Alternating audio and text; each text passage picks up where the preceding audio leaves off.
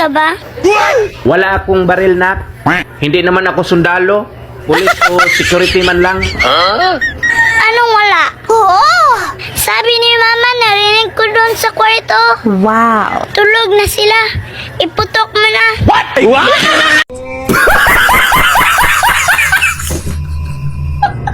Apa! Totoo po ba ang sinabi ni Lolo?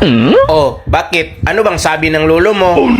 Pag natutulog daw, tapos nagsasalita ng numero, tayaan daw sa loto, mananalo daw. Wow. Oo, anak. Totoo yun. Oo!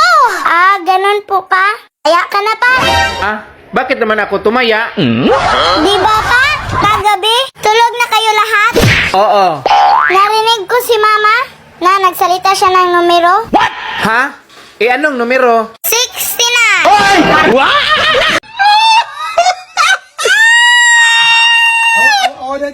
Tay, kapatid ko po ba si Ninong?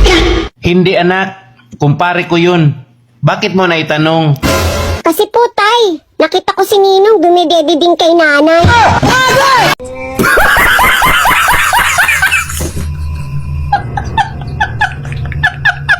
Apa! Kakain na po tayo. Oo! Oh, nasaan bang ulam natin? Tika muna pa ha. Kunin ko nandun sa rep. Tika.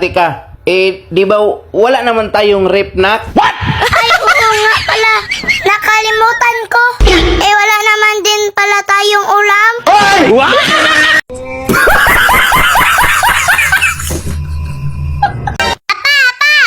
Oh, anak. Kumusta ang pag-aaral mo, nak?